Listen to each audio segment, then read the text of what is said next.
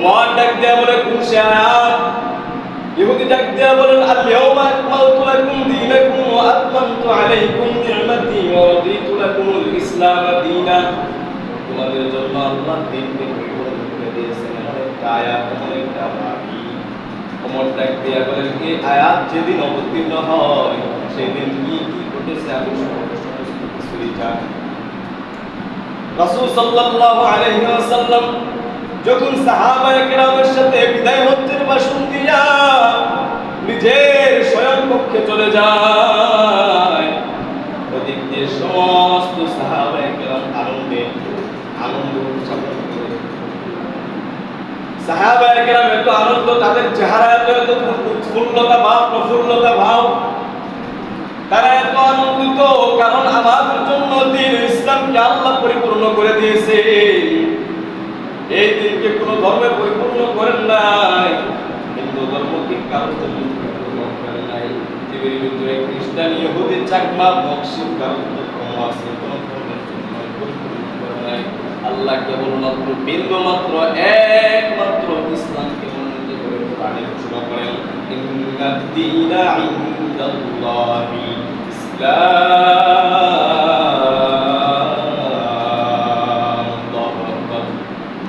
আল্লাহ পাক রব্বুল আলামিন জানায় দেন, হে দুনিয়ার মানুষ, নিশ্চয় আমি আল্লাহ রব্বুল আলামিন দ্বীন হিসাবে, ধর্ম হিসাবে তোমাদের জন্য ইসলামকেই কেবলমাত্র মনোনীত করেছি। আল্লাহ রাসূল যখন দ্বীনকে পরিপূর্ণ করিয়া নিজের ঘরে চলে যায়, এমন তো অবস্থায় সমস্ত সাহাবায়ে কেরাম আনন্দ উদযাপন করে, ঈদ উদযাপন করে। পয়গম্বরের সাহাবী, বৃদ্ধ সাহাবী আবু বকর, তারা ইসলামের জন্য, রাসূলের জন্য কত মায়া মহব্বত, রাসূলের জন্য কত ত্যাগ কুরবান। পয়গম্বরের সাহাবী আবু বকর, বৃদ্ধ সাহাবী, এক কোণায় বসিয়া ফুপায়া শিশু বাচ্চার মতো কান্না করতেছে। সাহাবায়ে কেরাম জিজ্ঞাসা করেন, ভাই আবু বকর, আজকে তো আনন্দের দিন, কান্না করার দিন না, আজকে আপনি এত কান্না করেন কারণটা কি? এত কান্না করার কারণটা কি কিছু বুঝলাম না। সাহাবী হযরত আবু বকর চোখের পানি ছেড়ে দিয়ে বলেন, রে ভাই সাহাবী, আমার রাসূল তো দ্বীনকে পরিপূর্ণ করে গেছেন, রাসূল তো হয়তো আর দুনিয়ায় থাকবেন না। বলে কিভাবে বুঝলেন রাসূল দুনিয়ায় থাকবে না? আবু বকর ডাক দিয়ে বলে, দুনিয়ার ভিতরে সামান্য থেকে সামান্য একটা ঘরের মিস্ত্রি যদি ঘর বানায়, ঘর বানানোর পরে সবকিছু কমপ্লিট করার পরে ঘর, সেই মালিক, ঘর বানানোওয়ালা, ওই মালিক, ওই মিস্ত্রি কখনো ঘরের ভিতরে থাকে না, সে চলে যায়। আল্লাহ রাসূলের উপরে দায়িত্ব দিয়েছিলেন ইসলামকে পরিপূর্ণ করে দেওয়ার জন্য, আমাদের মাঝে দ্বীনকে ভালোভাবে পৌঁছায় দেওয়ার জন্য। আল্লাহ রাসূল তো দ্বীনকে পৌঁছায় দিয়েছেন, রাসূলের দায়িত্ব তো আমাদের উপর থেকে শেষ, রাসূল হয়তো আর দুনিয়ায় থাকবে না। সাহাবী আবু বকর এভাবে ফুপায়া কান্না করে। ওদিকে আমার নবী ঘরের ভিতরে যখন চলে যায়, রাসূলের গায়ে প্রচন্ড জ্বর। রাসূলের পাশে পয়গম্বরের স্ত্রী আম্মা জান আয়েশা বসা, আম্মা জান আয়েশা রাদিয়াল্লাহু তাআলা আনহা রাসূলের শিয়রে বসা। রাসূল ওয়া মাওলানা মুহাম্মাদান আবদুহু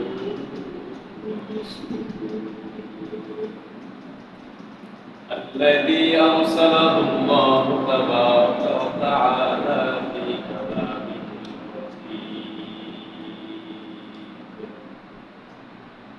وبعد فأعوذ بالله من الشيطان الرجيم بسم الله الرحمن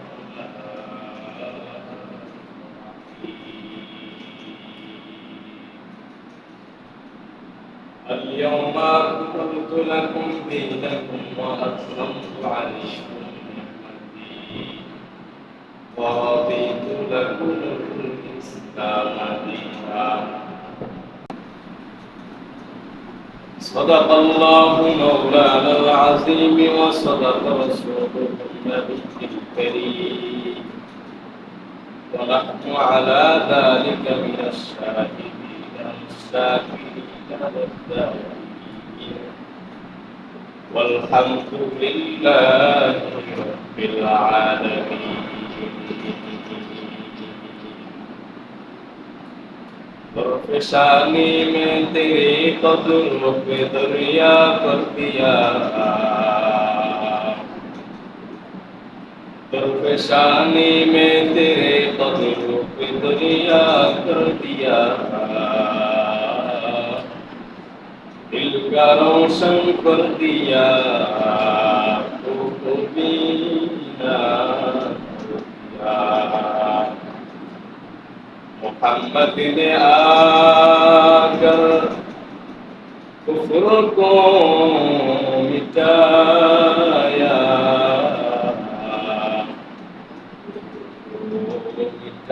मिटाकर सदाकत बताया सल्लल्लाहु अलैहि वसल्लम যখন জোরে কাতর হইয়া বিছানায় শায়িত এমত অবস্থায় কে যেন ঘরের দরজায়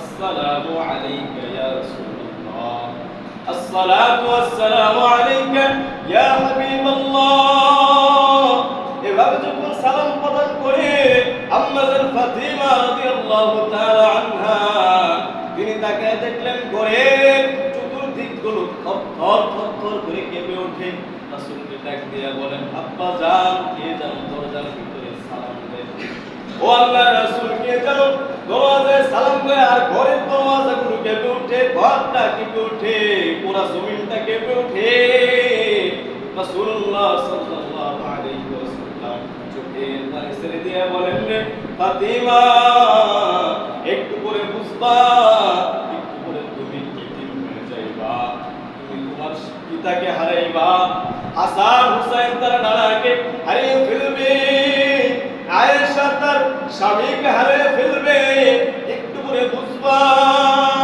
উম্মতগুলো তার নবী প্রিয় মানুষটাকে হারিয়ে ফেলবে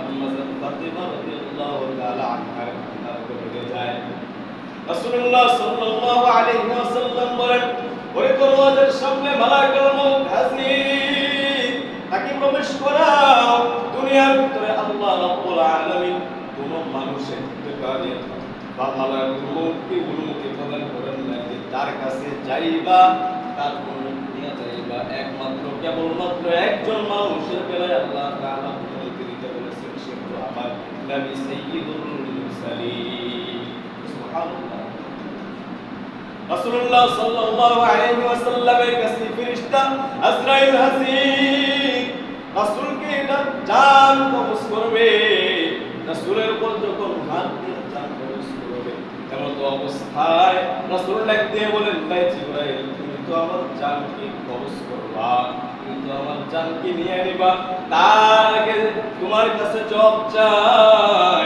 আমি যদি আজকে দুনিয়া থেকে চলে যাই উম্মতের জন্য রাসূলের কত মায়া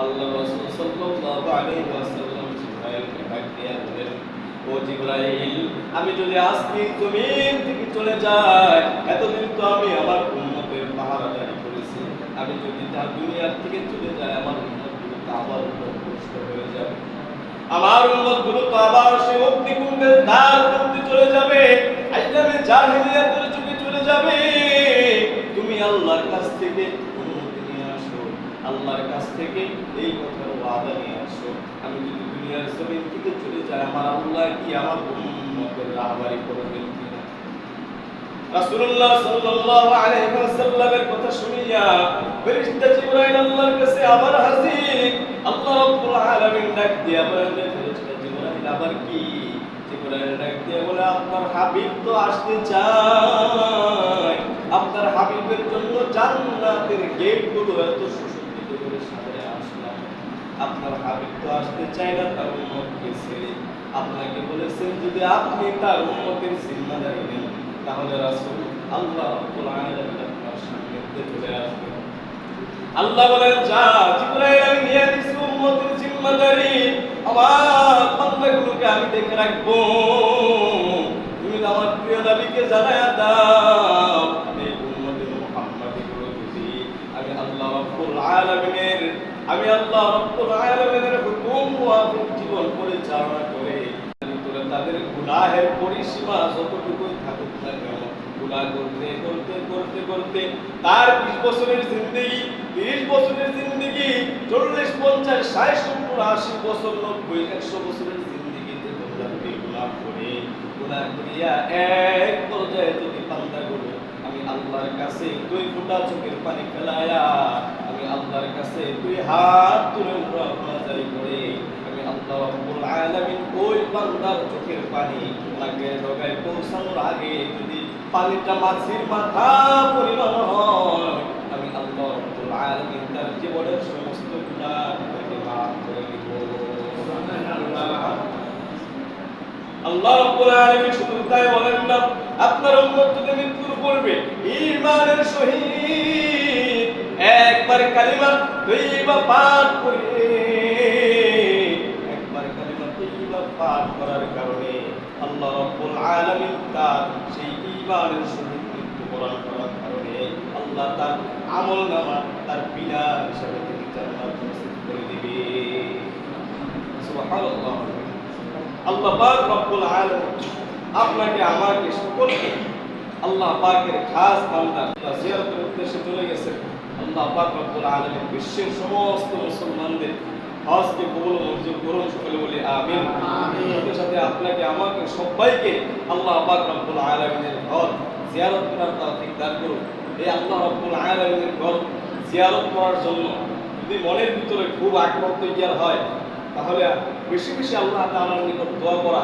রাসূল সাল্লাল্লাহু আলাইহি ওয়াসাল্লাম দোয়া শিখিয়ে গিয়েছেন।